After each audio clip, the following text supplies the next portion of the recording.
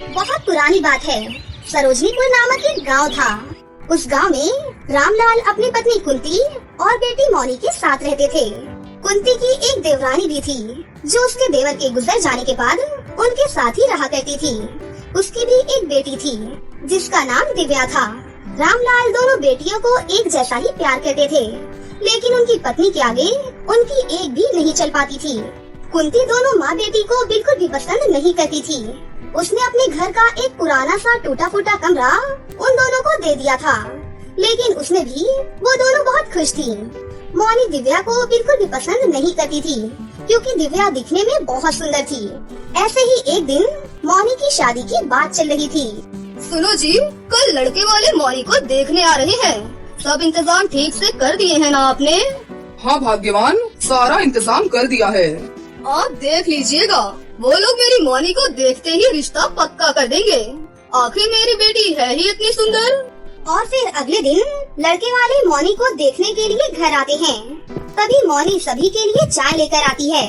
फिर उसके पापा सभी से कहते हैं, अरे आओ बेटी, ये मेरी बेटी मौनी है। बेटी सबको चाय दो। उसके बाद मौनी सभी को चाय देने लगती है कि तभी वहाँ पर दिव्या की माँ आ जाती है। लीजिए, आप सभी लोग अपना मुंह मीठा कीजिए। ये मिठाई मौनी ने अपने हाथों से बनाई है।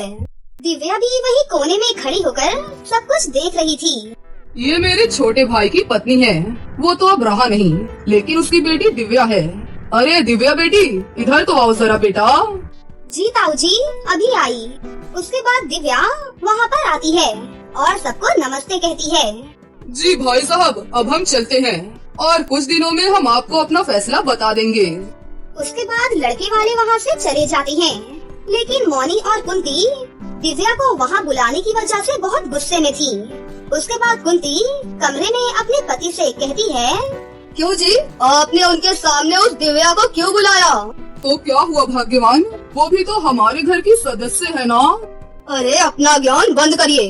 अगर आपकी वजह से मेरी बेटी का रिश्ता नहीं हुआ ना, तो देख लेना आप। और फिर 3 दिनों के बाद लड़के वालों का फोन आता है, लेकिन उनकी बातें सुनकर रामलाल के रोंगटे खड़े हो जाते हैं। उसके बाद वो कुंती के पास जाते हैं और उससे कहते हैं, सुनती हो जी, लड़के वालों का फोन आया था। उन्होंने मौनी की जगह दिव्या को पसंद कर लिया है। ये सुनकर कुंती गुस्से से लाल हो जाती है और पैर पटकते हुए कमरे में चली जाती है।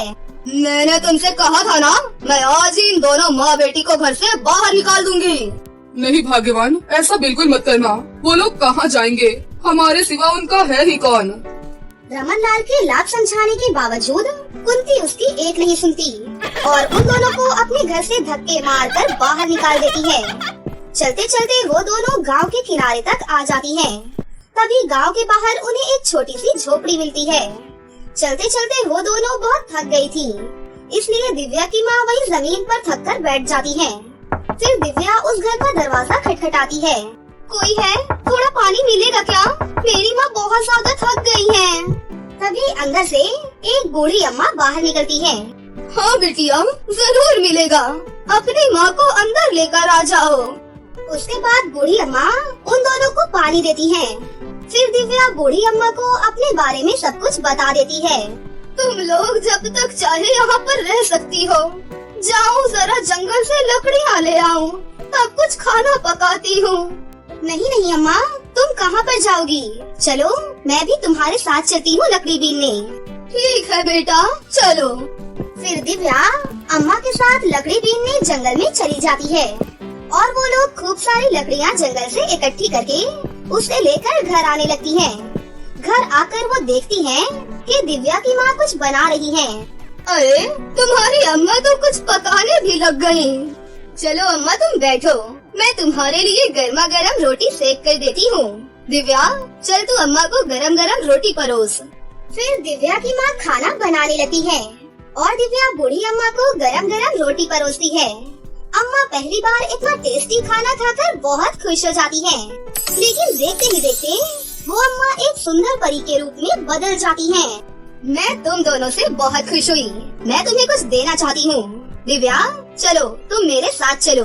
उसके बाद परी दिव्या के साथ वहाँ से गायब हो जाती है और उसे एक जगह पर लेकर आती है।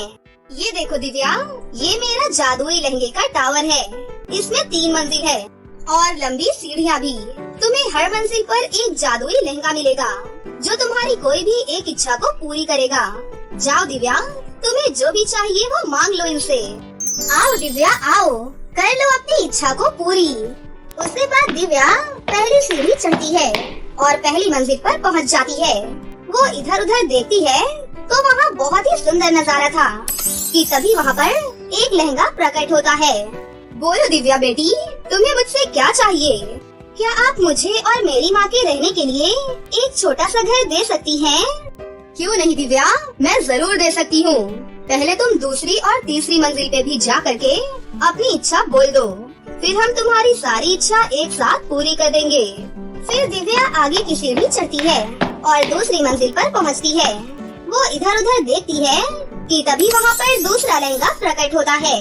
बोलो दिव्या बेटी, तुम्हें क्या चाहिए? क्या आप मुझे थोड़े से पैसे दे सकती हैं, जिससे मैं और मेरी माँ घर चलाने के लिए कोई रोजगार कर सके?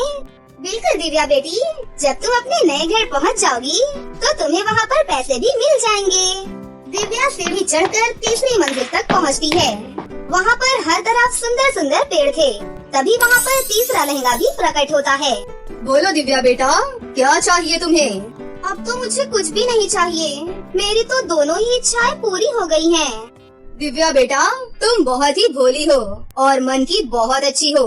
लो, मैं अपनी तरफ से तुम्हें बहुत सुंदर सा जादुई लहंगा देती हूँ और साथ ही बहुत सारे गहने भी। ये सब तुम्हारी शादी में काम आएंगे। अब तुम अपने घर जाओ, तुम्हें ये सब वहीं पर मिल जाएगा। उसके बाद दिव्या जादुई लहंगे के टावर से नीचे आ जाती है और परी को सब चीजों के लिए धन्यवाद देती है। उसके बाद परी वहाँ से अपने परीलोक वापस चली जाती है। फिर जब दिव्या अपने घर जाती है तो वो वहाँ देखती है कि उस झोपड़ी की जगह बहुत ही सुंदर और बड़ा सा घर था। फिर वो घर की बेल बजाती है। उसकी माँ अंदर से आती है। अंदर का ये हाल देखकर वो सब कुछ समझ जाती है कि जादुई लहंगे के टावर ने उसकी सारी इच्छाएं पूरी कर दी। फिर वो अपनी माँ को भी सब कुछ बता देती है।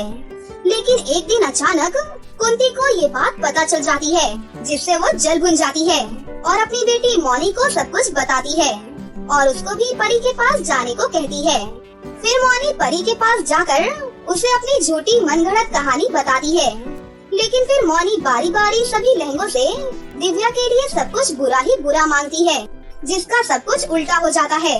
फिर जब वो घर पहुंचती है तो वहाँ उसके माता पिता एक झोपड़ी के पास बैठकर बहुत रो रहे थे, क्योंकि अब वो लोग बहुत गरीब हो गए थे और उनका बड़ा सा घर झोपड़ी में बदल गया था। कि तभी मौनी का रंग भी कोयले की तरह काला हो जाता है और ये सब देखकर वो भी जोर जोर से रोने लग जाती है।